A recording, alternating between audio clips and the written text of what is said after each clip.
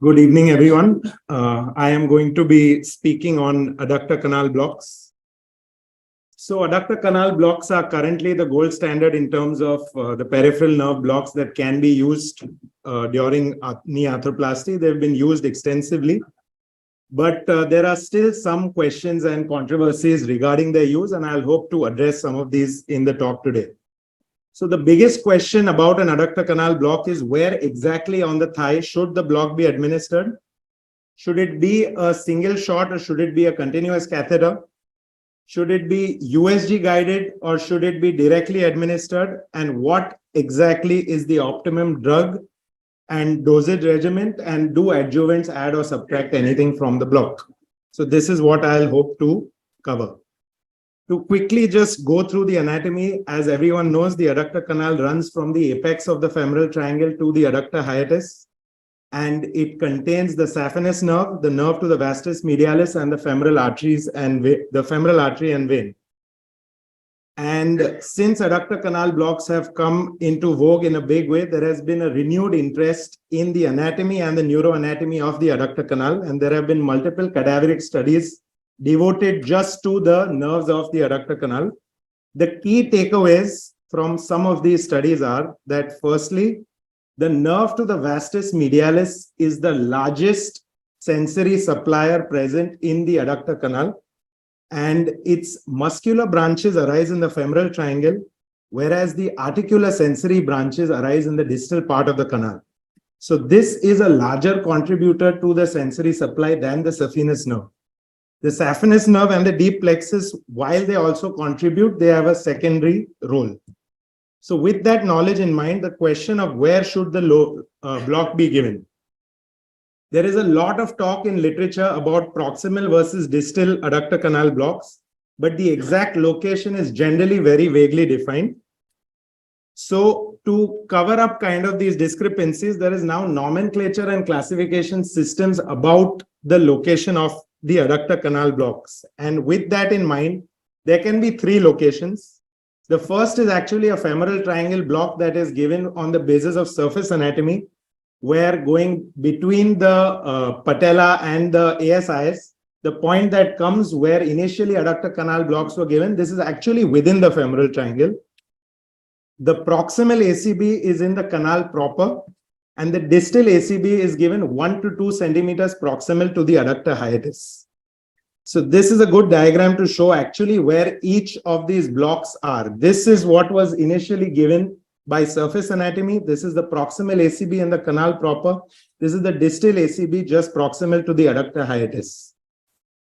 Now, what do each of these locations block? The femoral triangle block blocks everything, including the motor branches to the vastus medialis, and it definitely blocks the saphenous nerve and the deep plexus as well.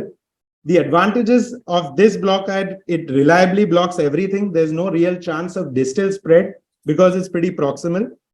But the disadvantage is that it can spread proximally in the femoral triangle, and this has the risk of quadriceps weakness and fall. For the proximal ACB that is in the canal proper, this is thought to just affect the sensory branches of the vastus medialis, but spare its muscular branches, and it blocks the saphenous nerve and deep plexus as well. So theoretically, it preserves quadriceps function. It has the same analgesic effect, and it has lower chances of inadvertent proximal or distal spread. And there are really no disadvantages with it.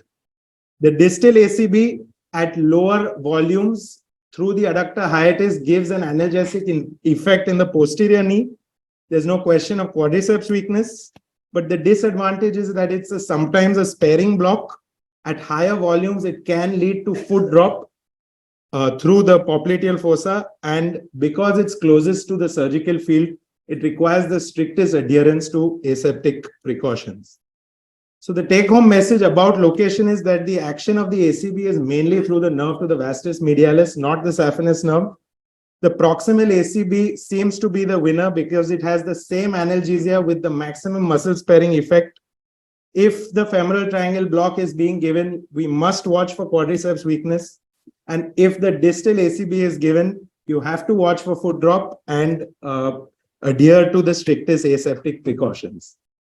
Moving on to single shot versus continuous catheter, there is a fair bit of evidence in terms of meta-analyses and prospective retrospective studies that say that in general, most studies would concur that continuous catheters are better than single shots in terms of the total amount of analgesia that they can provide. But there are some issues unique to this, such as catheter breakage, obstruction, migration, leakage, and also the need to educate nurses and patients about the maintenance of the catheter.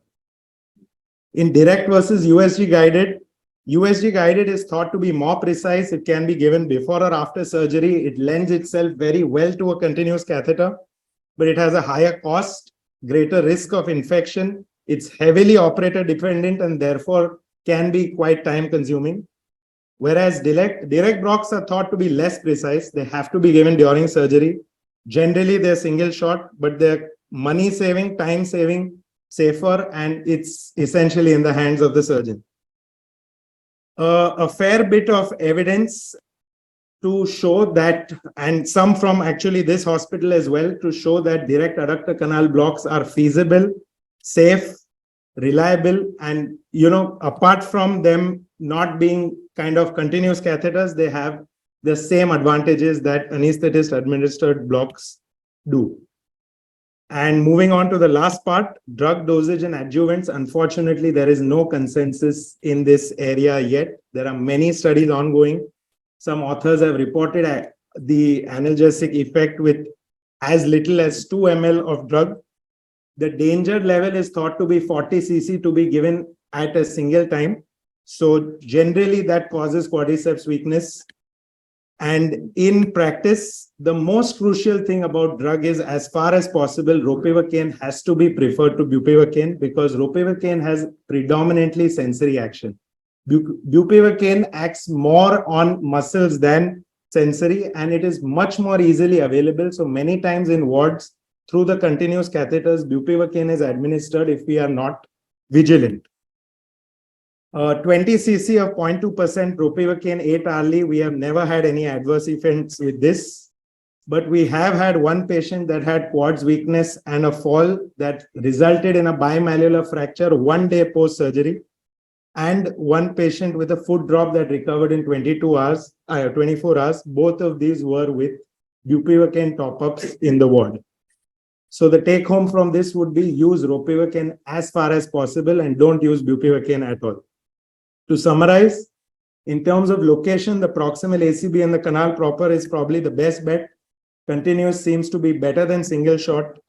Direct blocks are equivalent to USG guided blocks, and use ropivacaine only as far as possible. Thank you.